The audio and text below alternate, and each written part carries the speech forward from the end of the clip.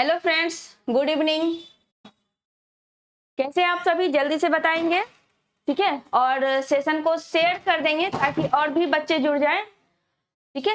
आज आपका ज्योग्राफी का कौन सा सेट होगा? सेट नंबर 82 होगा। 40 नंबर का जो डेली टेस्ट होता है उसका कौन सा सेट? 82 नंबर सेट आपका होने जा रहा है। क्लास स्टार्ट हो चुकी है, तो जो भी है इधर उधर, ठीक है, जल्दी से आ जाएं क्लास में। चलिए, तो बिना देरी किए हुए स्टार्ट करते हैं और देखते हैं पहला क्वेश्चन क्या है हमारा। पहला क्वेश्चन आपके सामने बहुत ही इजी क्वेश्चन है, सभी से बन गया होगा क्योंकि इसका बहुत डिस्कशन हो चुका है पहले, ठीक है। चलिए, तो ये सब क्वेश्चन अब आपके लिए बहुत इजी हो गया होगा। पहला है, कार्डेमम पहाड़ियां जिन राज्य की सीमा पर स्थित है वह कौन सा है? ठीक है, कार्डेमम पहाड़ियां, ये आपको बताना है किस राज्य की सीमा पर स्थित है। अगर हम कार्डेमम पहाड़ी की बात करें तो कौन सी पहाड़ी? कार्डेमम यानी इलायची वाली पहाड़ी। कौन सी? इसको इलायची की पहाड़ी भी बोला जाता है। इलायची की पहाड़ी भी इसे बोला जाता है, ठीक है। तो अब आपको बताना है ये आपका किस किस राज्य में स्थित है। कार्डमम पहाड़ी, नीलगिरी और अन्नामलाई, ये तीनों आपका कहाँ पे है? एक ही जगह स्थित है, ठीक है। कौन कौन है? अन्नामलाई है, अन्नामलाई है। अच्छा, इसी अन्नामलाई से कुछ याद आया? इस अन्नामलाई से कुछ याद आया? हाँ, तो याद आया क्या? इसकी सर्वोच्च चोटी कौन सी है? अनाई मुदी। कौन सी है? अनाई मुदी इसकी सर्वोच्च चोटी है, ठीक है, जो कि पूरे दक्षिण भारत का सबसे ऊंचा चोटी है। दक्षिण भारत का सबसे ऊंचा चोटी है, ठीक है। चलिए, अच्छा ये तो अनाई मुदी हो गया। एक और बोले क्या? नीलगिरी। कौन सा? नीलगिरी, ठीक है, नीलगिरी। अच्छा, ये नीलगिरी जो है, इस नीलगिरी की सबसे ऊंची चोटी कौन सी है? दोदा बेटा। सभी को मालूम है कौन सा है? दोदा बेटा है। ये दोदा बेटा का क्या खासियत है? इसका खासियत ये है ना कि ये दक्षिण भारत की ही दूसरी सबसे ऊंची चोटी है। किसकी? दक्षिण भारत की सेकेंड सबसे ऊंची चोटी आपकी कौन सी है? दोदा बेटा है, ठीक है। तो अब एक आंसर जल्दी से कर देंगे, क्या होगा? केरल और तमिलनाडु की सीमा पर कार्डेमम पहाड़ी है। कहाँ पे है? केरल और तमिलनाडु की सीमा पर स्थित है। यानी क्या हो गया आपका? ऑप्शन नंबर सी सही हो गया। कौन सा? ऑप्शन नंबर सी इसका सही आंसर हो गया, ठीक है। चलिए आगे चलते हैं। नेक्स्ट क्वेश्चन नंबर 2, निम्नलिखित में से कौन सा द्वीप अंडमान और निकोबार द्वीप समूह से संबंधित नहीं है? अच्छा, अंडमान निकोबार कहाँ पे है? बंगाल की खाड़ी में है। अंडमान निकोबार की बात करें तो कहाँ स्थित है? बंगाल की खाड़ी में स्थित है, ठीक है। इसकी राजधानी पोर्ट ब्लेयर थी, लेकिन अब नाम चेंज हो गया है। क्या? तो जल्दी से बता देंगे, ठीक है। अब नाम क्या चेंज हुआ है बताइए। तो नाम हो गया आपका श्री विजयपुरम। श्री विजयपुरम इसका नाम हो चुका है, ठीक है, श्री विजयपुरम। अब आपको बताना है कौन सा इससे संबंधित नहीं है। कौन सा संबंधित नहीं है ये आपको बताना है। क्या क्या है? रेटलैंड है, सेंटिनेल है, केतनानोरे द्वीप है, कौन सा है? अच्छा, आपको याद होगा जब चैनल बता रहे थे 8 डिग्री चैनल बताए, 9 डिग्री बताए, 10 डिग्री बताए और एक और बताए थे 11 डिग्री चैनल बताए थे। तो ये जो 11 डिग्री चैनल है आपका, 11 डिग्री चैनल ये कहाँ है? ये अमीनी द्वीप और कोन्नानोरे द्वीप के बीच में है। किस द्वीप के बीच में है? अमीनी द्वीप और अमीनी द्वीप और कौन सा? कोन्नानोरे द्वीप। कोन्नानोरे द्वीप, ठीक है। चलिए, इसी के बीच आपका 11 डिग्री चैनल स्थित है। 10 डिग्री अंडमान और निकोबार के बीच है। अंडमान और निकोबार के बीच है, जिसको अभी हम लोग पढ़ रहे हैं अंडमान निकोबार, वही उसके बीच में 10 डिग्री चैनल है, ठीक है। 8 डिग्री मालदीव मिनिकाय। 8 डिग्री कहाँ पे? मालदीव और मिनिकाय के बीच में, ठीक है, मालदीव व मिनिकाय। और 9 डिग्री चैनल मिनिकॉय और कवरत्ती। 9 डिग्री चैनल कहाँ?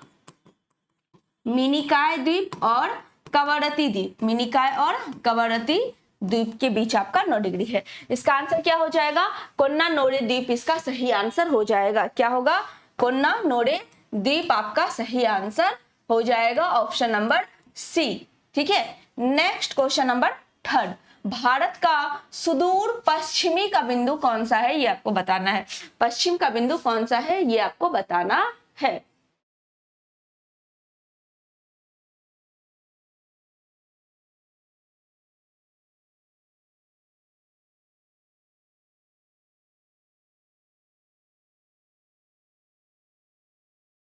बताएंगे इस क्वेश्चन का आंसर क्या हो जाएगा? चलिए, तो अगर हम इसका विस्तार देखते हैं तो कहां से कहां तक है? 8 डिग्री 4 मिनट से लेकर कहां तक? 37 डिग्री 6 मिनट तक उत्तरी अक्षांश में। ठीक है, कहां से कहां? 8 डिग्री 4 मिनट से 37 डिग्री 6 मिनट उत्तरी अक्षांश। कौन सा? उत्तरी अक्षांश के बीच स्थित है। ठीक है, उत्तरी अक्षांश में। उसके बाद ये हो गया पूर्वी देशांतर कितना? पूर्वी देशांतर कितना? 68 डिग्री 7 मिनट से लेकर 97 डिग्री 25 मिनट। ठीक है, 68 डिग्री 7 मिनट से 97 डिग्री 25 मिनट पूर्वी देशांतर, पूर्वी देशांतर। ठीक है, ये आपका भारत का विस्तार है। तो सुदूर पश्चिम का बिंदु कौन है? एक तो कंफर्म हो गया 68 डिग्री 7 मिनट। ठीक है, अब पश्चिम का पूछ रहा है, तो पश्चिम का कौन सा हो जाएगा आपका? पश्चिम में ऐसे भी क्या है? सरक्रीक गुजरात है, यानी गुजरात वाला हिस्सा आपका हो जाएगा। तो आंसर क्या होगा? 68 डिग्री 7 मिनट आपका पूर्वी देशांतर, जो कहां पे? गुजरात में है, ये हो जाएगा। ठीक है, यानी ऑप्शन नंबर क्या हो गया? सी सही आंसर इसका हो गया। अच्छा, भारत का क्षेत्रफल कितना है? 3287,263। भारत का क्षेत्रफल 3287,263 किलोमीटर स्क्वायर भारत का क्षेत्रफल है। ठीक है, अच्छा, उत्तर से दक्षिण की लंबाई कितनी है? 3214 है। पूर्व से पश्चिम 2933 है। अगर हम उत्तर से दक्षिण लंबाई की बात करें तो 3214 किलोमीटर, और पूर्व से पश्चिम की लंबाई की बात करें तो 2933 किलोमीटर लंबा है। तो आंसर इसका क्या है? सी सही आंसर हो गया। नेक्स्ट क्वेश्चन नंबर 4 देखेंगे और बताएंगे। कौन सा कथन असत्य है, ये आपको बताना है। कौन सा कथन गलत है, ये बताना है। तो जल्दी से बताएंगे इस क्वेश्चन का आंसर क्या हो जाए। पहला है लद्दाख का हिम तरंगित मैदान है। लद्दाख का जो मैदान है वो हिम तरंगित मैदान है। बिल्कुल सही है, लद्दाख में बर्फ आपका मिलता है तो हिम तरंगित मैदान है, ये आपका सही है। दूसरा है लटकती घाटी जैसी रचना सिमसा नदी से संबंधित है। ये भी बिल्कुल सही है, लटकती घाटी हो गया, यू घाटी हो गया। ठीक है, नेक्स्ट आपका गहरी अवनालिका एवं बिहर युक्त भूमि तुंगभद्रा नदी की घाटी में देखने को मिलती है। ये आपका क्या है? ये आपका गलत हो जाएगा, यानी 4 का आंसर आपका क्या हो गया? ऑप्शन नंबर सी इसका सही आंसर हो गया। नेक्स्ट क्वेश्चन नंबर 5, ब्रह्मपुत्र नदी तिब्बत में किस नाम से जानी जाती है, ये बताना है। पद्मा, चकमडग, सांगपो, एक से अधिक, या इनमें से कोई भी नहीं। ठीक है, ब्रह्मपुत्र नदी को तिब्बत में किस नाम से जानते हैं? अच्छा, ब्रह्मपुत्र नदी निकलती कहां से है? अगर हम ब्रह्मपुत्र नदी की बात करें तो कहां से निकलती है? ये तिब्बत में स्थित मानसरोवर जो है, ठीक है, तिब्बत में स्थित मानसरोवर झील के पास स्थित चेमयुंगडुंग हिमानी से। कहां से? चेमयुंगडुंग हिमानी से निकलती है। चेमयुंगडुंग हिमानी से ये निकलती है। ठीक है, चलिए, उसके बाद ये भारत में प्रवेश कैसे करती है? तो अरुणाचल प्रदेश से प्रवेश करती है। अरुणाचल प्रदेश के किस दर्रे से? यांगपा दर्रे से प्रवेश करती है। अरुणाचल प्रदेश के यांगपा दर्रे से ब्रह्मपुत्र नदी भारत में प्रवेश करती है।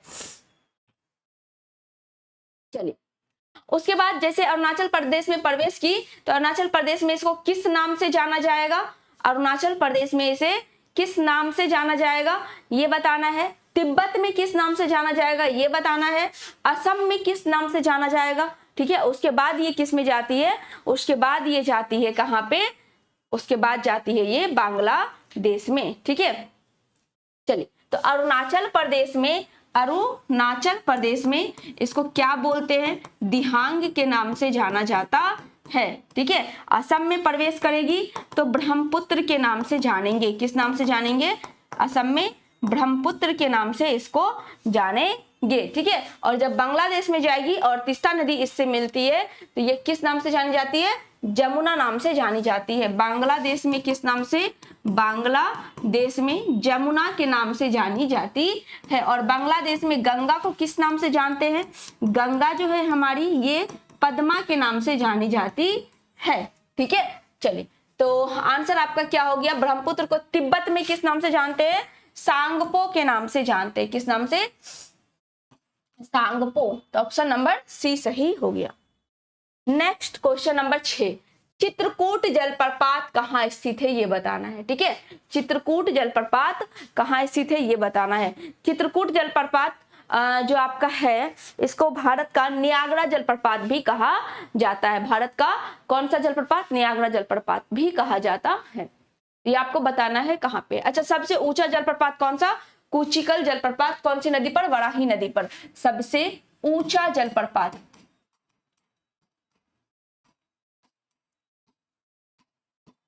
सबसे ऊंचा जलप्रपात कौन सा, कुचिकल जलप्रपात, कुचिकल जलप्रपात किस नदी पर, वराही नदी पर, ठीक है। वराही नदी पर आपका कुचिकल जलप्रपात सबसे ऊंचा जलप्रपात आपका है। चित्रकूट जलप्रपात कहाँ पे है ये आपको बताना है।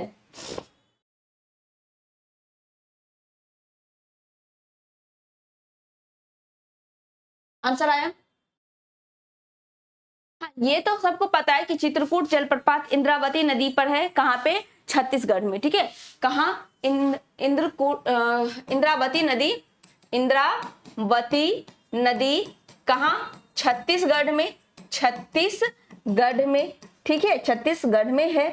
उसके बाद ये कहाँ है, चित्रकूट में है, बस्तर में है, जबलपुर में है, ये बताना है। तो ये आपका कहाँ हो जाएगा, बस्तर में हो जाएगा। कहाँ, बस्तर में, ऑप्शन नंबर बी इसका सही आंसर हो जाएगा। अच्छा, धुआंधार जलप्रपात कहाँ है, नर्मदा नदी, भैरव घाट के पास, जबलपुर में, ठीक है। धुआंधार जलप्रपात की बात करें, धुआंधार जलप्रपात की बात करें किस नदी पर, नर्मदा नदी पर स्थित है, ठीक है। आंसर क्या हुआ, बी सही आंसर। नेक्स्ट क्वेश्चन नंबर 7, अरब सागर शाखा के मानसून की दिशा क्या होती है ये बताना है, ठीक है। अच्छा, भारत में अधिकांश वर्षा किस मानसून से होती है, भारत में अधिकांश वर्षा दक्षिण पश्चिम मानसून से होती है। अधिकांश वर्षा किससे, दक्षिण पश्चिम मानसून से होती है। ये दो भागों में आपका बंटता है, एक अरब सागर वाली शाखा, अरब सागर वाली शाखा, और दूसरा बंगाल की खाड़ी वाली शाखा, ठीक है, बंगाल की खाड़ी वाली, ठीक है। इसमें भी सबसे ज्यादा वर्षा किससे होता है, अरब सागर वाली शाखा से ही होता है। मानसून प्रवेश किससे करता है, अरब सागर वाला जो शाखा है, यही शाखा केरल में, ठीक है, केरल में टकराता है, केरल के तट पे टकराता है। कब, जून के प्रथम सप्ताह में, जून के प्रथम सप्ताह में टकराता है और मानसून आपका, मानसून का आगमन होता है। तो इस क्वेश्चन का आंसर क्या हो जाएगा, 7 का उत्तर पश्चिम में, दक्षिण छोर से पश्चिम की ओर या दक्षिण पूर्व की ओर। आंसर आपका क्या हो जाएगा, 7 का बी हो जाएगा, दक्षिण छोर से पश्चिम की ओर इसका सही आंसर हो जाएगा option number B. Next question number 8, Himalaya क्षेत्र में शंकु वन कहाँ मिलते हैं ये बताना है। 500 से कम ऊंचाई पर, 2500 से 4500 मीटर ऊंचाई के बीच, 505 मीटर से कम ऊंचाई में हिमालय में शंकु वन कहाँ मिलते हैं ये बताना है। अच्छा, शंकु वन ये कहाँ पर होता है, जहाँ तापमान बहुत कम होता है। तापमान कम होता है, इसमें कौन कौन सा पेड़ आता है, इसमें चीड़ पेड़ आ जाएगा, देवदार आ जाएगा, स्प्रूस आ जाएगा, ठीक है। कहाँ पे, नेपाल भूटान वाले हिस्से में ये पाया जाता है, नेपाल भूटान आपका अरुणाचल प्रदेश। सबसे पहले शंकु वन की अगर हम बात करें, हिमालय में जो पाया जाता है शंकु वन, तो जहाँ का तापमान एकदम कम होगा, ठीक है, तापमान बहुत कम होगा वहां पे शंकुवन देखने को मिलेगा। जैसे आपका सिक्किम हो गया, अरुणाचल प्रदेश हो गया, उसके बाद हिमाचल प्रदेश हो गया, नेपाल हो गया, इस सब इलाके में क्या मिलेगा आपको? शंकुवन मिलेगा। इसमें क्या क्या आता है? चीड़ आता है, देवदार आता है, स्प्रूस आता है, ठीक है, फर आता है, ये सब का सब किस में आएगा? शंकुवन में ही आएगा। अब ऊंचाई पूछा जा रहा है, कितनी ऊंचाई के बीच आपका मिलता है? तो ये आपका हो जाएगा कितना? 2500 से 4500 मीटर ऊंचाई के बीच पाया जाता है। तो 8 का आंसर क्या हो गया? बी सही आंसर हो गया। ठीक है, नेक्स्ट क्वेश्चन नंबर 9, निम्नलिखित में कौन सी मिट्टी चाय बागान के लिए उपयुक्त है? ये बताना है। अम्लीय, क्षारीय, जलोढ़, जिसको कछाड़ी बोलते हैं, एक से अधिक या इनमें से कोई भी नहीं। चाय बागान के लिए कौन सी मिट्टी जरूरी है ये आपको बताना है। ठीक है, अच्छा, चाय की जो खेती है वो लेटेराइट मिट्टी में भी आपकी होती है। चाय के लिए वर्षा कितना होना चाहिए? तो वर्षा आपका 150 से 200 सेंटीमीटर के बीच होना चाहिए। ठीक है, ताप कितना होना चाहिए? तो 20 से 30 डिग्री सेल्सियस आपका ताप होना चाहिए। ठीक है,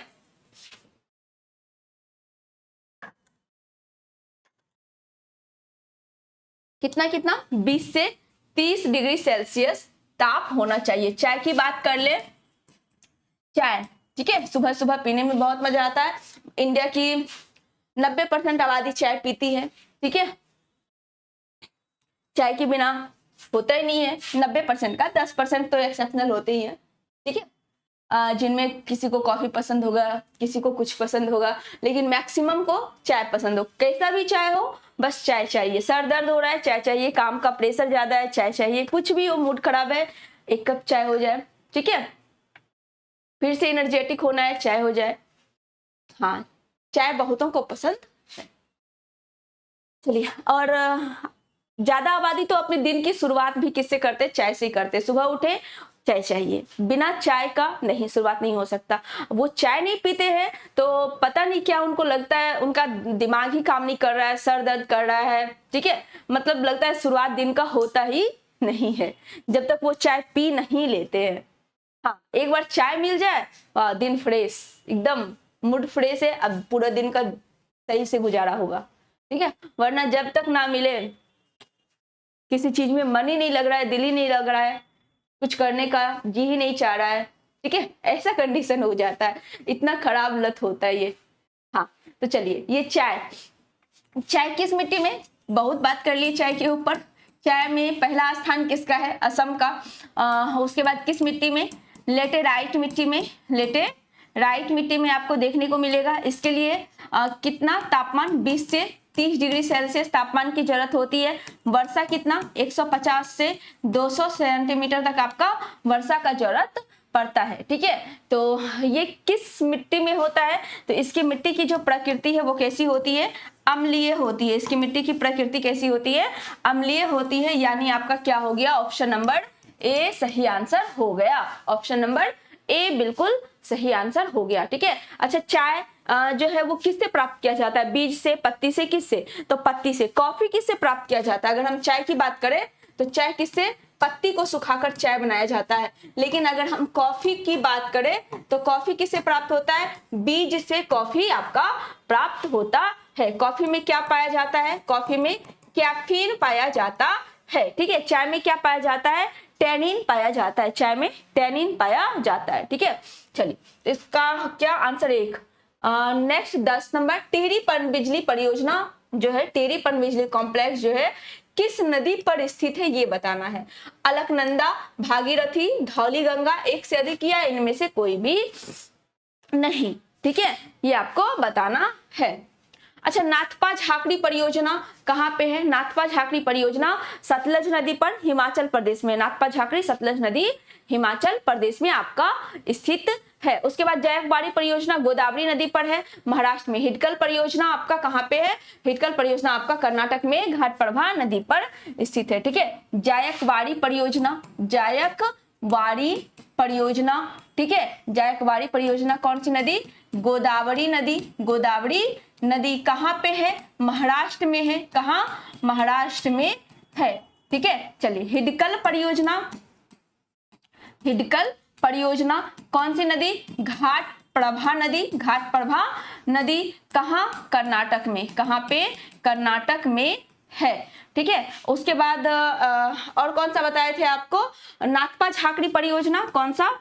नाथपा झाखड़ी परियोजना किस नदी पर? सतलज नदी पर। सतलज नदी पर है। कहाँ पे है? तो ये आपका कहाँ है? हिमाचल प्रदेश में स्थित है। टिहरी पनबिजली परियोजना की बात करें, टिहरी पनबिजली परियोजना की बात करें तो ये किस पर है? भागीरथी पर। और भागीरथी और भिलंगाना नदी पर आपका कौन सा स्थित है? टिहरी पनबिजली कॉम्प्लेक्स स्थित है, जो कहाँ है? उत्तराखंड में है। कहाँ पे है? उत्तराखंड में स्थित है। तो 10 का बी सही आंसर।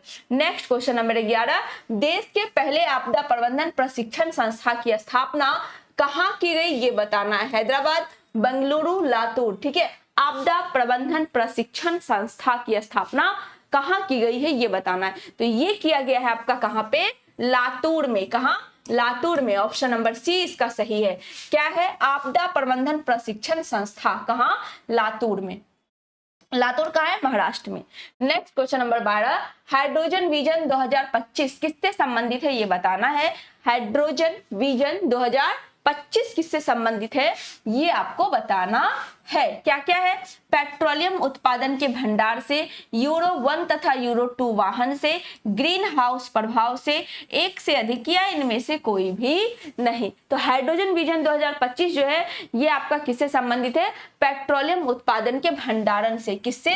पेट्रोलियम उत्पादन के भंडारण से आपका ये संबंधित है। ठीक है, तो 12 का क्या हो गया? ए सही आंसर हो गया। नेक्स्ट क्वेश्चन नंबर 13, उड़ान एक गैस आधारित शक्ति परियोजना कहाँ है? उड़ान जो है एक गैस आधारित शक्ति परियोजना है, ये कहाँ पे है? गुजरात में, महाराष्ट्र में, कर्नाटक में, एक से अधिक या इनमें से कोई भी नहीं। ये कहाँ है ये आपको बताना है। अच्छा, उड़ान जो गैस आधारित शक्ति परियोजना है ये देश का पहला गैस आधारित संयंत्र है। ये देश का पहला गैस आधारित संयंत्र है। ठीक है, जहां से 250 मेगावाट विद्युत उत्पादन आपका किया जाता है। ठीक है, अगर हम इसकी बात कर ले, उड़ान की बात कर ले तो ये एक देश का पहला गैस आधारित संयंत्र है। गैस आधारित विद्युत संयंत्र है। ठीक है, जिससे विद्युत उत्पादन किया जाता है, विद्युत संयंत्र है। ठीक है, इससे कितना मेगावाट? 250 मेगावाट विद्युत का उत्पादन किया जाता है। ये है कहाँ? महाराष्ट्र में, गुजरात में, कर्नाटक में। कहाँ पर है ये आपको बताना है। ठीक है, याद रखना है उड़ान है क्या? गैस आधारित शक्ति परियोजना है आपका, जो कि कहां पर है? आपका महाराष्ट्र में है। कहां है? महाराष्ट्र में है। ठीक है, चलिए इसका आंसर क्या हो गया? 13 का सी सही आंसर हो गया। 13 का सी सही आंसर। नेक्स्ट क्वेश्चन नंबर 14, सूची 1 को सूची 2 से मिलाना है। उद्योग है, स्थान है। ठीक है, कूट के माध्यम से आपको मिलाना है। तो बताएंगे इसका आंसर क्या होगा।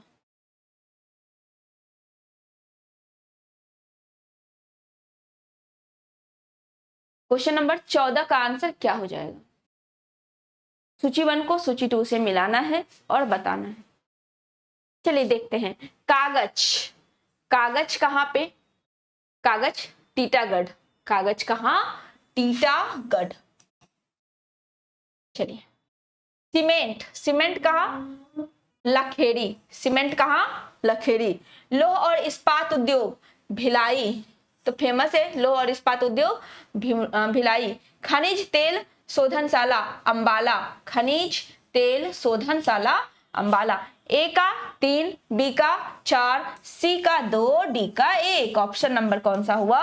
बी सही हो गया। ऑप्शन नंबर बी इसका बिल्कुल सही हो गया। ठीक है,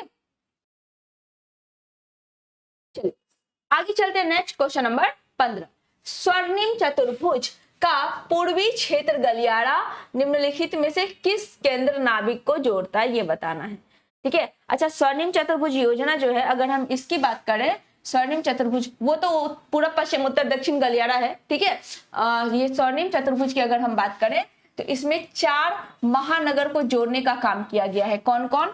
दिल्ली, ठीक है, दिल्ली है, चेन्नई है, ठीक है, कोलकाता है, दिल्ली, चेन्नई, कोलकाता है, और कौन सा है? मुंबई है, ठीक है। दिल्ली, चेन्नई, मुंबई, कोलकाता, ये 4 महानगर जो देश के हैं उसको आपस में एनएच के माध्यम से जोड़ने का काम किया जा रहा है। उसी को क्या बोलते हैं? स्वर्णिम चतुर्भुज योजना बोला जाता है, ठीक है। ये स्वर्णिम चतुर्भुज योजना आपका अलग है और उत्तर दक्षिण पूर्व पश्चिम गलियारा आपका अलग है, ठीक है। स्वर्णिम चतुर्भुज योजना की टोटल कितनी लंबाई है? स्वर्णिम चतुर्भुज योजना जो है जिसमें 4 महानगर है, टोटल मिलाकर पूरा कितना है? 5846 यानी 5846 किलोमीटर इसका पूरा लंबाई है। टोटल लंबाई कितना है? 5846 किलोमीटर टोटल इसका लंबाई है। अच्छा, अब उसके बाद पूर्व पश्चिम गलियारा की बात करें तो कहां से कहां तक है? सिलचर से पोरबंदर तक है, ठीक है। सिलचर से पोरबंदर तक आपका पूरा पश्चिम गलियारा है। लेकिन अगर हम उत्तर दक्षिण गलियारा की बात कर ले, किसकी? उत्तर दक्षिण गलियारा की बात कर ले तो ये जो उत्तर दक्षिण गलियारा है ये आपका कहां से कहां तक है? ऊपर श्रीनगर से, ऊपर श्रीनगर से नीचे कहां? तमिलनाडु के कन्याकुमारी तक। कहां तक? कन्याकुमारी तक, कन्याकुमारी तक। अच्छा, ये जो गलियारा वाला परियोजना है जिसमें उत्तर दक्षिण गलियारा पूरा पश्चिम गलियारा है, इसकी टोटल लंबाई कितनी है? तो 7522 टोटल लंबाई इसकी कितनी है? इसकी टोटल लंबाई कितनी है? 7522 किलोमीटर इसकी टोटल लंबाई है, जिसमें उत्तर दक्षिण पूर्व पश्चिम दोनों गलियारा आता है। तो इसका आंसर क्या निकला? सिलचर से पोरबंदर को जोड़ता है पूरा पश्चिम गलियारा। ऑप्शन नंबर ए बिल्कुल सही आंसर है, ठीक है। नेक्स्ट क्वेश्चन नंबर 16, एक जनजाति जो सरहुल त्योहार मनाती है कौन सी है? ये आपको बताना है। संथाल, मुंडा, भील, एक से अधिक, कोई भी नहीं। अच्छा, इस संथाल जनजाति की बात करें तो पूर्वोत्तर भारत की सबसे बड़ी जनजाति है। पूर्वोत्तर भारत की सबसे बड़ी जनजाति आपकी कौन सी है? सबसे बड़ी जनजाति आपकी कौन सी है? संथाल ही है। संथाल जनजाति कहाँ पे?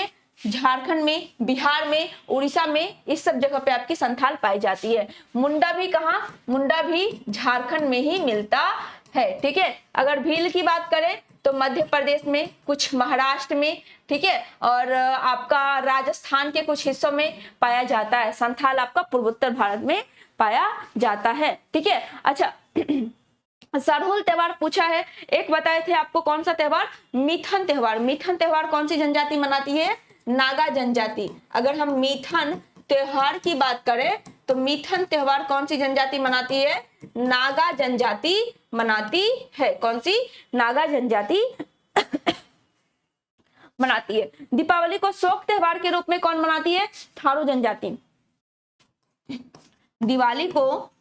दिवाली को शोक त्योहार के रूप में, शोक त्योहार के रूप में कौन सी जनजाति मनाती है? तो ये मनाती है थारू जनजाति। कौन सी? थारू जनजाति दीपावली को शोक के रूप में मनाती है, ठीक है। तो 16 का आंसर क्या आ रहा है? 16 का आंसर क्या आ रहा है?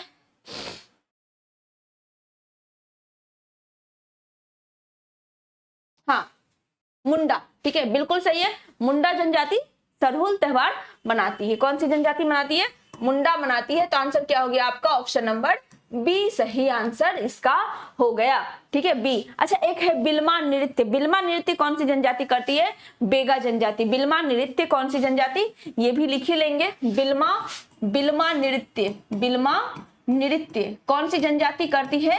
बेगा जनजाति करती है। बेगा जनजाति बिल्मा नृत्य करती है। आंसर बी है।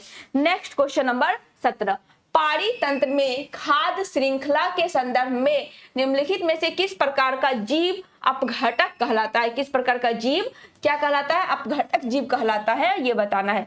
विषाणु है, कवक है, जीवाणु है, क्या हो जाएगा आंसर? विषाणु है, कवक है, जीवाणु है, आंसर आपका क्या हो जाएगा?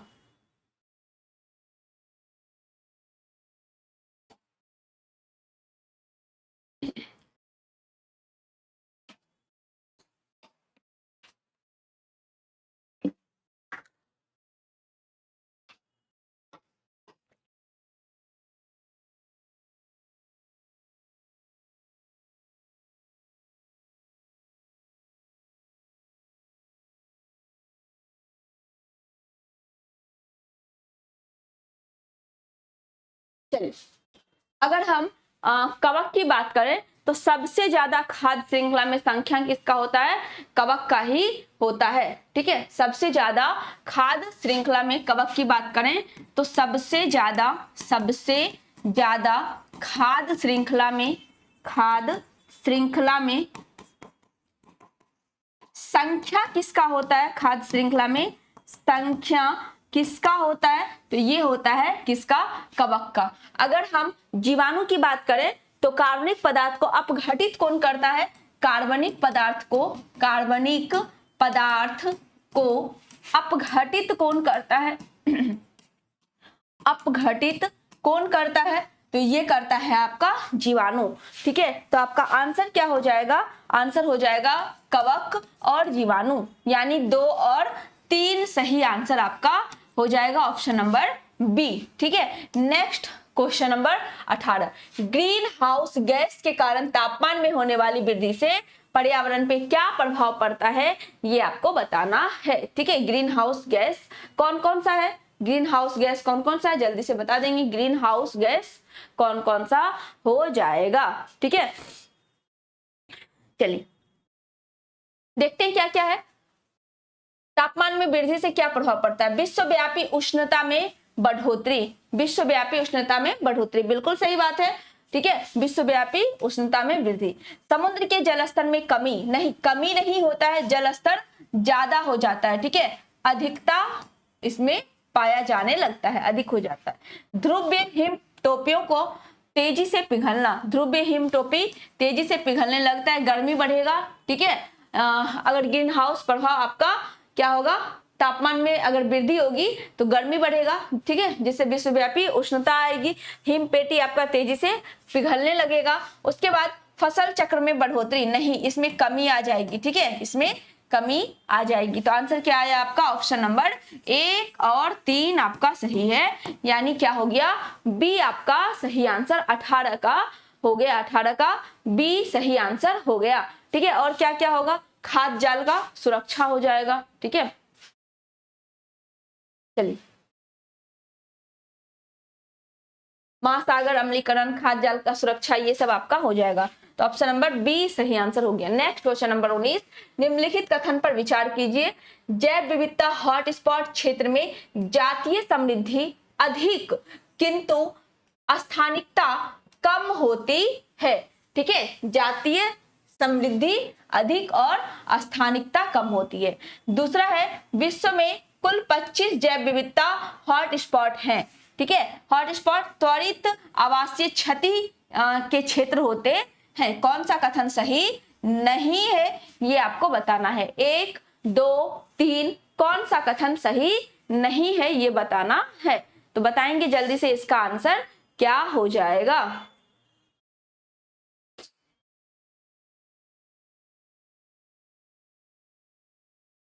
सही नहीं है। तो जैव विविधता हॉटस्पॉट में जलीय समृद्धि अधिक लेकिन स्थानिकता आपका कम होता है, ये बात आपका गलत है।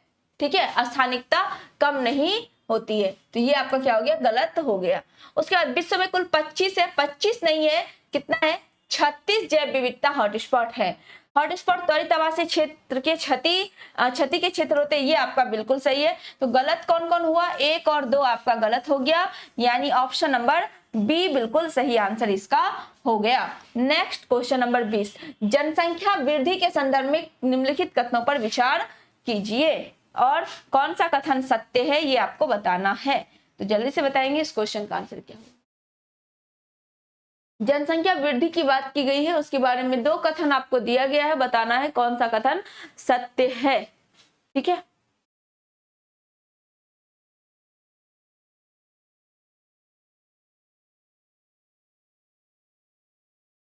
चलिए देखते हैं। 2 समान बिंदु के बीच वाले क्षेत्र में विशेष में अधिवासित लोगों की जो संख्या में वृद्धि होती है उसे जनसंख्या वृद्धि दर कहते हैं। क्या ये जनसंख्या वृद्धि दर सही है? नहीं, ये गलत है। दो समान बिंदु के मध्य क्षेत्र विशेष में अधिवासित लोगों की संख्या में जो वृद्धि होती है उसको जनसंख्या वृद्धि दर कहते हैं। नहीं, ये आपका क्या है? गलत है। दूसरा है अधिशोधित जन्म और मृत्यु दर को प्राकृतिक वृद्धि के अंतर्गत निर्धारित किया जाता है। ये बात आपका बिल्कुल सही है। 2 आपका सही है, तो आंसर क्या हो जाएगा?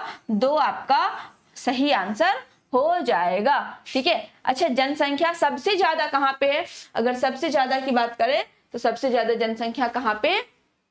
यूपी में। कहाँ है? यूपी में सबसे ज्यादा जनसंख्या है। जनसंख्या घनत्व तो कहाँ का? बिहार का। ठीक है। जनसंख्या बोले तो कहाँ पे? आपका उत्तर प्रदेश में। लेकिन जनसंख्या घनत्व की बात की जाए तो जनसंख्या घनत्व सबसे ज्यादा कहाँ का है? आपका बिहार का है। कितना है? 1106 व्यक्ति प्रति वर्ग किलोमीटर आपका है। कितना? 1106 व्यक्ति प्रति वर्ग किलोमीटर है। सबसे कम कहाँ है? अरुणाचल प्रदेश में है। कितना है? 17 व्यक्ति प्रति वर्ग किलोमीटर है। आंसर क्या आया? बी सही आंसर आ गया। Next question number 22। कौन सी एक झील तंजानिया और युगांडा के बीच अंतरराष्ट्रीय सीमा बनाती है? ये आपको बताना है। ठीक है, ये बताना है। अच्छा, चाड झील की बात करें तो चाड झील कहाँ है? नाइजीरिया में। नाइजीरिया है, नाइजर और चाड है, और आपका कैमरून है। ठीक है। अगर हम चाड झील की बात करें तो चाड झील कहाँ है? नाइजीरिया। ठीक है। नाइजर चाड। ठीक है। और आपका कहाँ पे? कैमरून में स्थित है। कहाँ है? कैमरून में आपका चाड झील स्थित है। उसके बाद अगर हम मलावी झील की बात करें तो कहाँ है? मलावी, मोजाम्बिक और तंजानिया। मलावी झील की बात करें तो कहाँ पे है? Malawi, Mozambique. ठीक है।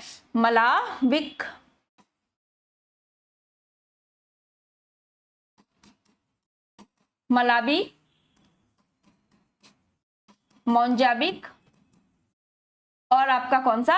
मलावी हो गया, मोजाम्बिक हो गया, और आपका एक तंजानिया हो गया। और कौन सा हो गया? तंजानिया हो गया, जहां पे मलावी आपका झील स्थित है। ठीक है। उसके बाद विक्टोरिया झील आपका कहाँ है? विक्टोरिया झील आपका कहाँ है? तो यही विक्टोरिया झील जो है ये तंजानिया और युगांडा के बीच अंतरराष्ट्रीय सीमा बनाती है। आंसर क्या होगा? ऑप्शन नंबर सी होगा। लेकिन है कहाँ है? ये केन्या में। केन्या है। ठीक है। केन्या की राजधानी कहाँ? जल्दी से लिखेंगे। ठीक है। केन्या है, युगांडा है, केन्या, युगांडा और तंजानिया में स्थित है। केन्या, युगांडा और तंजानिया में विक्टोरिया झील आपका स्थित है। ठीक है। चलिए, बेकाल झील कहाँ पे है? बेकाल झील रूस में। अच्छा, केन्या में एक और झील है, रुडोल्फ झील। कौन सा है? रुडोल्फ झील भी आपका केन्या में ही है। रुडोल्फ झील की बात करें, रुडोल्फ झील ये भी आपका कहाँ है? केन्या में ही स्थित है। हाँ, केन्या की राजधानी कहाँ पे? नैरोबी में है। केन्या की राजधानी नैरोबी में। बेकाल झील कहाँ पे है? रूस में स्थित है। बेकाल झील कहाँ? रूस में है। Next question number 23। महाद्वीप और पठार का निर्माण किस संचलन से होता है? ऋणात्मक, क्षैतिज, ऊर्ध्वाधर संचलन, एक से अधिक कोई नहीं। महाद्वीप और पठार का निर्माण किस संचलन से होता है ये बताना है। तो ये आपका जो प्लेट होता है, ठीक है, टेक्टोनिक प्लेट के हलचल से, ठीक है, ऊर्ध्वाधर संचलन टेक्टोनिक प्लेट के हलचल के ऊर्ध्वाधर संचलन से होता है। टेक्टोनिक प्लेट के हलचल से आपका, ठीक है, कौन सा? ऊर्ध्वाधर संचलन होता है। तो आंसर क्या होगा? ऑप्शन नंबर सी होगा, ऊर्ध्वाधर संचलन इसका सही आंसर हो जाएगा। ऊर्ध्वाधर संचलन इसका सही आंसर हो जाएगा। अच्छा, महाद्वीप पे विस्थापन का सिद्धांत किसने दिया?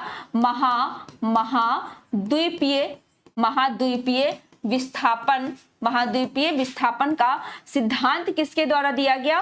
वैगनर के द्वारा। किसके द्वारा दिया गया? वैगनर के द्वारा महाद्वीपीय विस्थापन का सिद्धांत दिया गया। ठीक है, तो इसका क्या हो गया आंसर, सी सही आंसर हो गया। नेक्स्ट क्वेश्चन नंबर 24, स्टैक स्थलाकृति का निर्माण निम्नलिखित में से किस प्रक्रम द्वारा होता है ये बताना है। बहता हुआ जल यानी नदी, पवन, सागरीय लहर, किसके द्वारा स्टैक का निर्माण होता है ये आपको बताना है। बताएंगे किससे होता है। स्टैक का जो निर्माण है ये समुद्र में जो आपकी सागरीय लहर होती है, कौन सी, सागरीय तरंग कह लें या सागरीय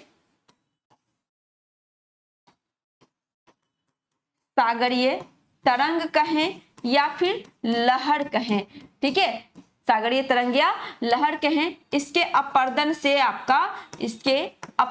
आपका क्या बनता है, स्टैक बनता है। इसके अपरदन से और निक्षेपण से आपका क्या बनता है, स्टैक बनता है। तो आंसर क्या आएगा आपका, सागरीय लहर इसका सही आंसर हो जाएगा। ठीक है, option number C. Next question number 25, Bermuda त्रिकोण निम्नलिखित स्थानों में से किन तक विस्तृत है ये बताना है। ये वो बरमूडा ट्रायंगल है जहां जो कि रहस्यमयी है। अगर उसके ऊपर से कोई भी जहाज या कुछ भी गुजरता है तो उसको क्या करता है, खींच लेता है, मतलब वो वहां पे गायब हो जाता है। ठीक है, ये है कहाँ ये आपको बताना है, कहाँ है ये आपको बताना है। बरमूडा त्रिकोण जिसको बरमूडा ट्रायंगल भी बोलते हैं, कहाँ है। अच्छा, ये उत्तरी अटलांटिक महासागर के पश्चिमी भाग में है। कहाँ है, उत्तरी अटलांटिक महासागर के किस भाग में है, पश्चिमी भाग में। किस भाग में, पश्चिमी भाग में स्थित है। ठीक है, उत्तरी अटलांटिक महासागर के पश्चिमी भाग में है। अब दक्षिणी फ्लोरिडा, प्यूर्टो, हवाई द्वीप, एक से अधिक या कोई भी नहीं। ठीक है, तो ये जो है दक्षिणी फ्लोरिडा और प्यूर्टो इस दोनों जगह को कवर करता है। तो यानी क्या हो गया आपका, 1 और 2 सही हो गया, यानी ऑप्शन नंबर बी आपका बिल्कुल सही आंसर हो गया। नेक्स्ट क्वेश्चन नंबर 26, तूफानी चालीसा के बारे में निम्नलिखित में से कथनों पर विचार कीजिए, कौन सा कथन सही है ये बताना। इसी तूफानी चालीसा को क्या बोलते हैं, गरजता चालीसा या चीखता चालीसा। ठीक है, गरजता चालीसा या चीखता चालीसा ऐसे बोला जाता है। ठीक है, इसके बारे में अब कौन सा कथन सही है ये आपको बताना है।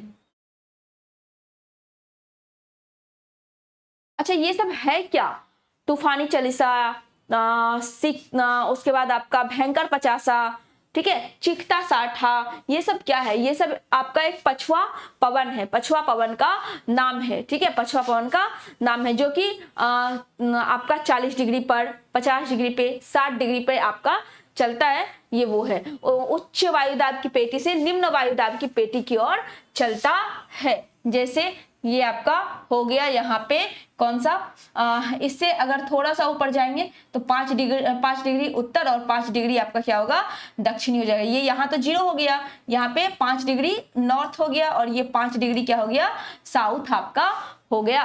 ठीक है, यहाँ जो पवन चलेगा, यहाँ आपका जो पवन चलेगा, देखिए पवन की दिशा कैसे कैसे होगी, ये हुआ। ठीक है, यहाँ निम्न दाब, यहाँ उच्च दाब। ठीक है, यहाँ फिर निम्न दाब और यहाँ पे फिर क्या, उच्च दाब आपका हो जाएगा। ठीक है, चलिए अब यहाँ पे कैसे कैसे चलती है, ये उच्च दाब से निम्न दाब की ओर चलती है। ठीक है, इधर कैसे पवन चलेगी, इधर भी उसी तरह चलेगी, उच्च दाब से निम्न दाब की ओर पवन चलती है। ठीक है, तो इसी तरह करके आपका 30 डिग्री, 40 डिग्री, 50 डिग्री, 60 डिग्री होता है। तो ये सब का सब क्या है, यहाँ पे आपका कौन सा, यहाँ आपका व्यापारिक पवन, यहाँ आपका पछुआ पवन चलेगा। ठीक है,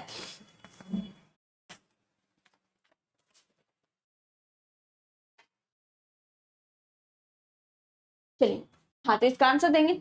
हाँ, यहाँ पे कौन सा, यहाँ पे आपका व्यापारिक पवन, यहाँ पे कौन सा, यहाँ व्यापारिक पवन, यहाँ जो पवन चलती है इस पवन को क्या बोलते हैं, व्यापारिक पवन बोलते हैं। उसके बाद यहाँ जो पवन चलेगी दोनों साइड, ये बीच में आपका विषुवत रेखा है, ठीक है, यहाँ व्यापारिक पवन, यहाँ व्यापारिक पवन, यहाँ पछुआ पवन, यहाँ पछुआ पवन, यहाँ ध्रुवीय पूर्वा पवन, यहाँ भी ध्रुवीय पूर्वा पवन। ये कौन सा हो जाएगा, ये हो जाएगा पछुआ पवन, यहाँ पे पछुआ पवन, यहाँ भी क्या होगा आपका पछुआ पवन हो जाएगा। ये दक्षिण का है, ये उत्तर का है, पछुआ पवन आपका हो जाएगा। यहाँ पे क्या हो जाएगा, यहाँ पे ध्रुवीय पूर्वा पवन हो जाएगा, ध्रुवीय पूर्वा पवन हो जाएगा। तो ये सब आपका कहाँ होता है 40 डिग्री पर, 40 डिग्री पर क्या बोलते हैं, 40 डिग्री पर बोलते हैं तूफानी चालीसा, तूफानी चालीसा, या आपका क्या बोलते हैं इसी को, तूफानी चालीसा को ही चीखता चालीसा या गरजता चालीसा। 40 डिग्री पे, 40 डिग्री पर क्या होता है आपका गरजता चालीसा, गरजता चालीसा आपका होता है। ठीक है, 50 डिग्री पर आपका क्या होता है भयंकर पचासा, 50 डिग्री पर क्या कहलाता है भयंकर पचासा कहलाता है। और 60 डिग्री पे क्या कहलाता है, 60 डिग्री पे कहलाता है चीखता साठा, 60 डिग्री पे क्या कहलाता है चीखता साठा। ठीक है, क्या कहलाएगा चीखता साठा आपका कहलाएगा। अच्छा, ये तूफानी चालीसा कहां से कहां तक आपकी चलती है, कहां से कहां चलती है, तो उच्च वायुदाब की पेटी से यहाँ पे ना, ये पछुआ पवन है तो ये यहाँ से ऐसे जाएगा। ठीक है, यहाँ ये वाला पवन ऐसे उल्टा आया, ये यहाँ से, और ये कौन सा हुआ आपका, यहाँ पे ये निम्न दाब हो जाएगा, यहाँ पे निम्न दाब हो जाएगा, यहाँ उच्च दाब हो जाएगा, और यहाँ निम्न दाब हो जाएगा। तो यहाँ से यहाँ पवन चली, यानी उच्च दाब से निम्न दाब की ओर चलती है। ठीक है, चलिए अब इसका आंसर बताइए क्या होगा। क्वेश्चन नंबर 26 का आंसर क्या हो जाएगा, चलिए देखते हैं क्वेश्चन नंबर 26 का आंसर क्या है। ये उत्तर और दक्षिणी गोलार्ध से निर्वात बहती है। ठीक है, दूसरा है ये बड़ी शक्ति और स्थिरता से बहती है, बिल्कुल सही है। तीसरा है इसकी दिशा सामान्य तौर पर दक्षिणी गोलार्ध में उत्तर पश्चिम से पूर्व की ओर होती है, इसकी दिशा दक्षिणी गोलार्ध में उत्तर पश्चिम से पूर्व की ओर होती है। दक्षिणी गोलार्ध है, यहाँ ये ऐसे चला तो ये आपका इधर हो जाएगा उत्तर पश्चिम से, बिल्कुल सही है, बिल्कुल सही है। अगर हम इसको ऐसे बांटे, मान लीजिए ऐसे हवा चल रही है, इसको हम ऐसे बांट दें तो उत्तर पश्चिम से आ रही है, उत्तर पश्चिम से आ रही है, और पश्चिम पूरब की ओर आपकी होती है, बिल्कुल आपका सही है। ठीक है, ये भी सही है, ये भी सही है। मेघाच्छादन आकाश, वर्षा और खराब मौसम इसके सामान्य तौर पर संबंधित होते हैं, बिल्कुल सही है। तो 2, 3, 4 आपका बिल्कुल सही होगा। ठीक है, 2, 3, 4 आपका बिल्कुल सही होगा, यानी आंसर क्या हो गया, ऑप्शन नंबर बी हो गया। नेक्स्ट क्वेश्चन नंबर 27, निम्नलिखित देश में से किस एक के पास पेट्रोलियम का सबसे बड़ा परमाणु भंडार है।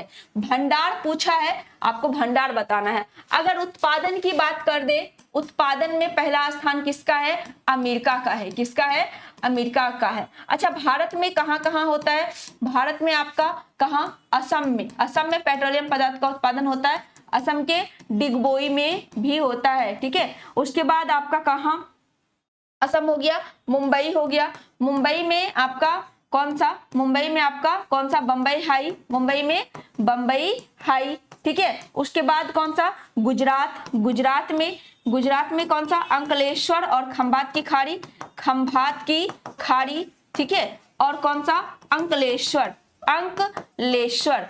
ठीक है, ये आपका हो जाएगा। तो भंडार कहाँ है ये बताना, वेनेजुएला में, ईरान में या इराक में। तो ये भंडार आपका वेनेजुएला में है, कहाँ है, वेनेजुएला में है, यानी आंसर क्या हो गया, ऑप्शन नंबर ए सही आंसर हो गया। नेक्स्ट क्वेश्चन नंबर 28, सूची 1 को सूची 2 से मिलाना है, जनजाति है देश से बताना है कौन सा होगा। क्वेश्चन नंबर 28 का आंसर क्या हो जाएगा, चलिए देखते हैं। एस्किमो जनजाति कहाँ पे, केन्या में, नहीं सॉरी कनाडा में। एस्किमो जनजाति कहाँ पे, कनाडा में। ठीक है, मसाई केन्या में, मसाई केन्या में। बद्दू कहाँ पे, अरब सागर में, सऊदी अरब में। ठीक है, बुशमैन कहाँ, कालाहारी बोत्सवाना। ठीक है, तो क्या हो गया, ए का 3, बी का 4, 2 का 80 का 2, डी का 1। ऑप्शन नंबर ए आपका बिल्कुल सही आंसर, सी सही आंसर इसका हो गया। नेक्स्ट क्वेश्चन नंबर 29, मोह असंबद्धता पाई जाती है कहाँ पे, ये आपको बताना है। ठीक है, ये आपका पृथ्वी का एक हिस्सा, ठीक है,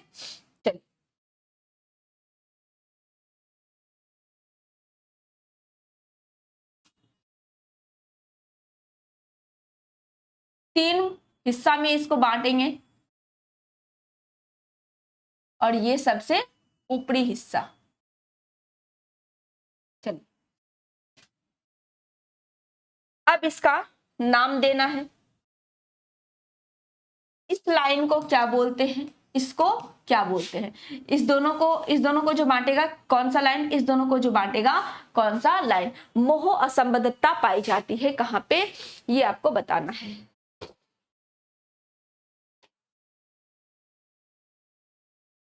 अच्छा, ये हो क्या जाएगा?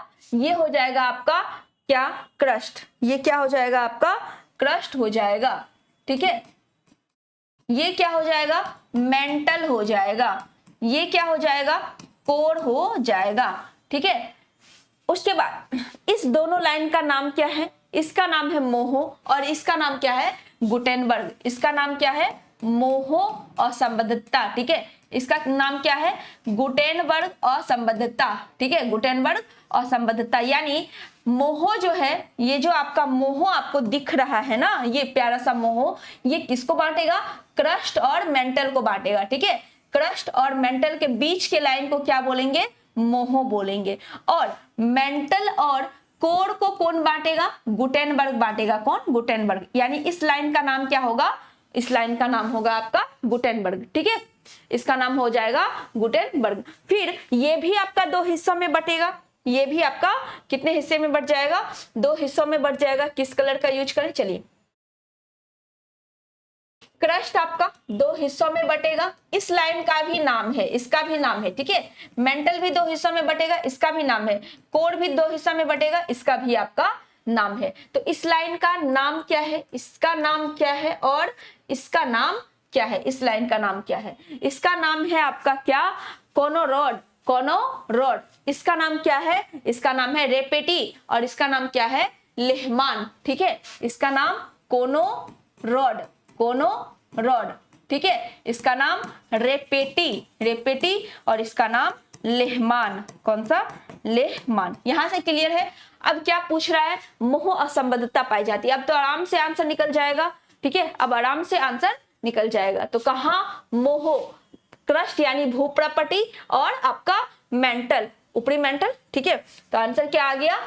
क्रस्ट और मेंटल के बीच। ऑप्शन नंबर ए बिल्कुल सही हो जाएगा।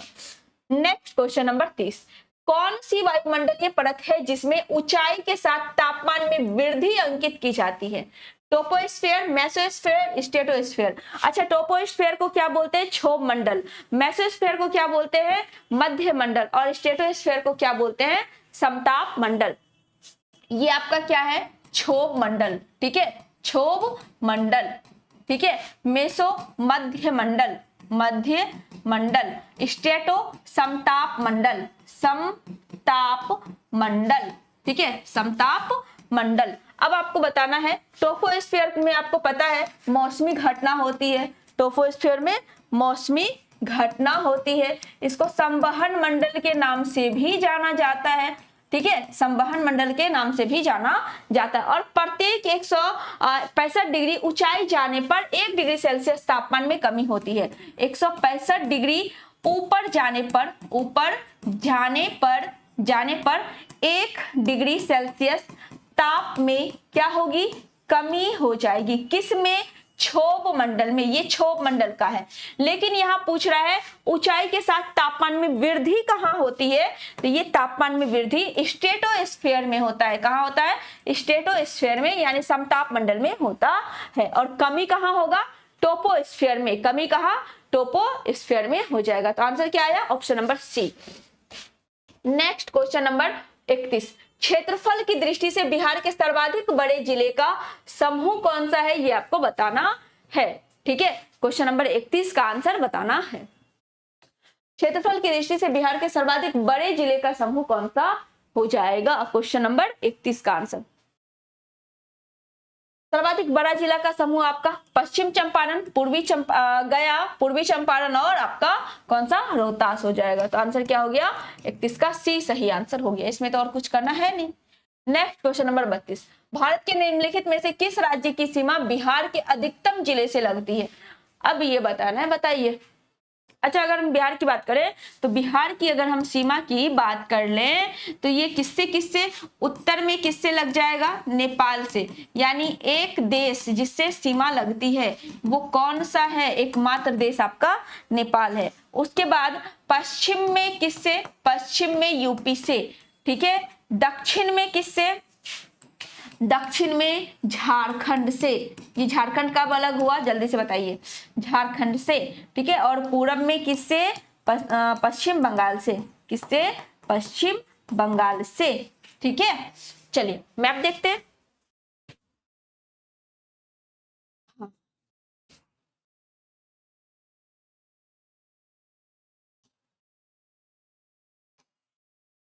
चलिए, ये यूपी, ये झारखंड और ये वेस्ट बंगाल, ठीक है। चलिए, सबसे ज्यादा सीमा पश्चिम चंपारण, गोपालगंज, सिवान, सारण, भोजपुर, बक्सर, कैमूर और रोहतास। टोटल कितना, 8। झारखंड से रोहतास, औरंगाबाद, गया, नवादा, जमुई, बांका, भागलपुर, कटिहार, कितना, 8। पश्चिम बंगाल से किशनगंज, पूर्णिया, कटिहार, कितना, 3। अब झारखंड और यूपी दोनों से तो सेम ही लगा है, कितना कितना, 8-8 लगा है, ठीक है। 8-8 आपका लगा है, तो इसका आंसर आपका क्या होगा, देखिए।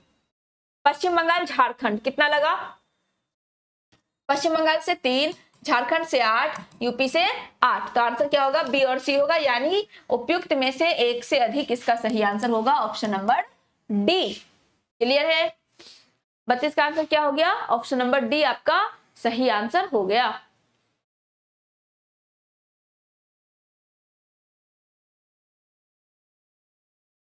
ठीक है, ऑप्शन नंबर डी। आगे चलें, नेक्स्ट क्वेश्चन नंबर 33। बिहार में गंगा की दक्षिणी सहायक नदी कौन सी है, ये आपको बताना है। बिहार में गंगा की दक्षिणी सहायक नदी कौन सी है। चलिए, अगर हम बिहार में नदी की बात करें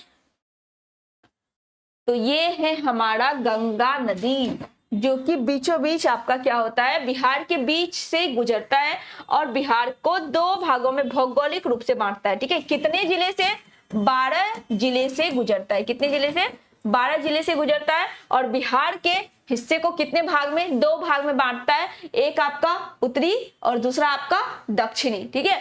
और उत्तरी बिहार में बहुत सारी नदियां आकर मिलती है, इसलिए बाढ़ सबसे ज्यादा आपको कहां देखने को मिलेगा, उत्तरी बिहार में। और सूखा कहां देखने को मिलेगा, दक्षिणी बिहार में सूखा देखने को मिलेगा, ठीक है। चलिए, अब इसमें दक्षिण की तरफ से पूछ रहा है ना, क्या बोल रहा है, दक्षिण सहायक नदी कौन कौन सी है। दक्षिण में कौन कौन सी है, कर्मनाशा है, दक्षिण में कौन कौन सी है आपकी, चलिए देखते हैं।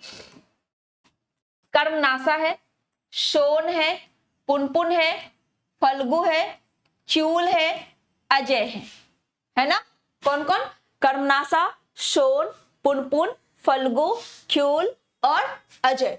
कर्मनाशा, सोन, पुनपुन, फल्गु, क्यूल, अजय, ये आपकी दक्षिण की है। एक बार उत्तर का भी देख लेते हैं। महानंदा, कोशी, कमला, बागमती, बूढ़ी गंडक, गंडक और आपका कौन सा, घाघरा, ठीक है। चलिए, तो अब इसमें बताइए, सोन, पुनपुन, दामोदर था, दामोदर नहीं था, सोन, पुनपुन, क्यूल और चंदन, ये आपका सही है। सोन, कोसी, कोसी तो होगा नहीं, ये तो उत्तर का है, तो आंसर क्या आया, बी सही आंसर आ गया। 33 का बी सही आंसर आ गया, ठीक है। Next question number 34। बिहार में गर्म जल स्रोत का सुप्रसिद्ध ऐतिहासिक स्थल कौन सा है, भागलपुर, हजारीबाग, राजगीर, कौन सा। तो बिहार में गर्म जल स्रोत आपका राजगीर में पाया जाता है, ठीक है। राजगीर में आपका गर्म जल स्रोत पाया जाता है। कौन कौन सा हो जाएगा, ये आपको बताना है।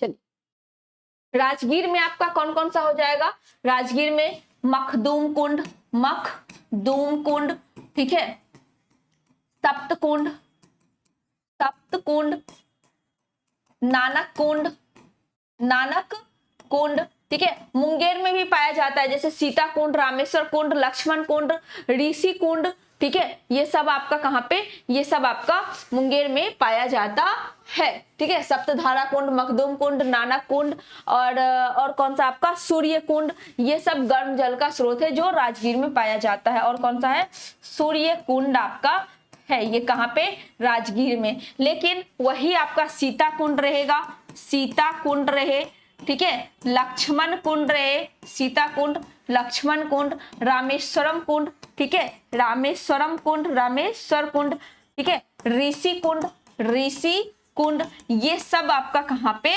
ये सब आपका मुंगेर में, कहाँ पे मिलेगा, मुंगेर में मिलेगा। तो आंसर क्या आया आपका, सी सही आंसर है, राजगीर, जहां पे गर्म जल स्रोत का सुप्रसिद्ध ऐतिहासिक स्थल है। चलिए नेक्स्ट क्वेश्चन नंबर 35, समस्त बिहार में आर्द्रता न्यूनतम किस माह में रहता है, ये बताना है।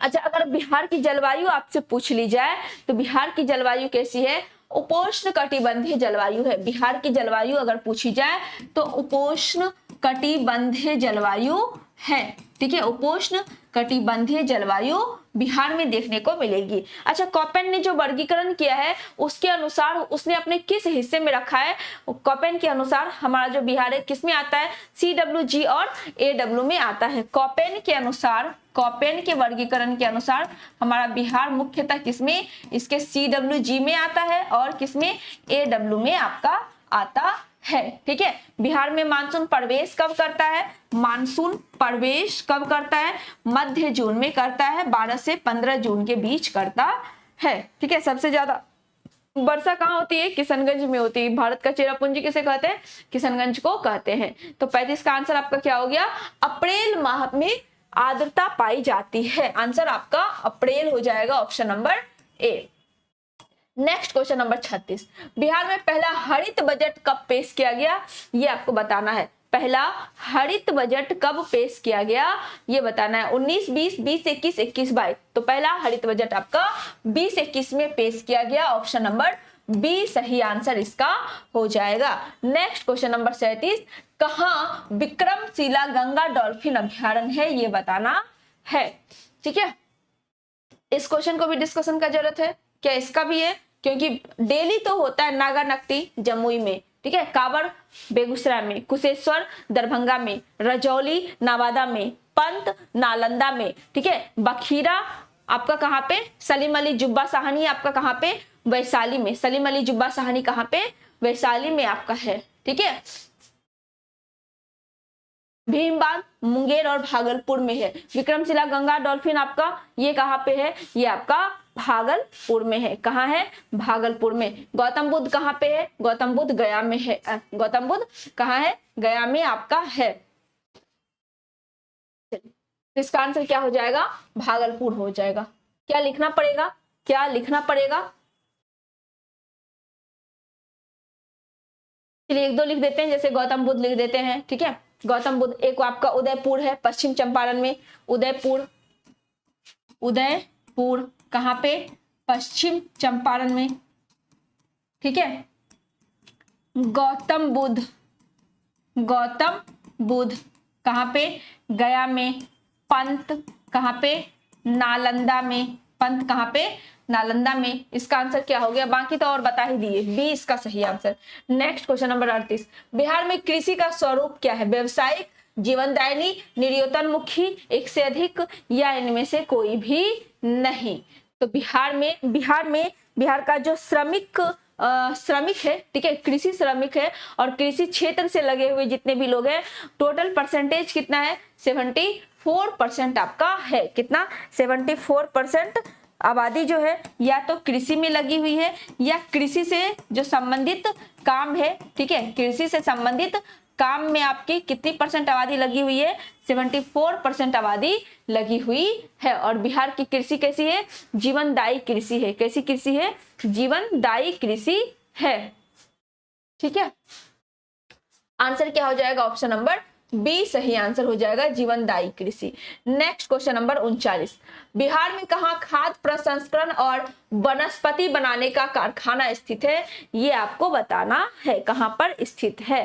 ठीक है, अच्छा प्लाईवुड उद्योग कहाँ है, हाजीपुर में। कागज उद्योग आपका, कागज लुगदी उद्योग आपको कहाँ मिलेगा, कागज लुगदी उद्योग आपको दरभंगा, समस्तीपुर, पटना में मिल जाएगा। ठीक है, और गलीचा वाला आपका कहाँ मिलेगा, कालीन और गलीचा, ये औरंगाबाद के ओबरा में मिलेगा।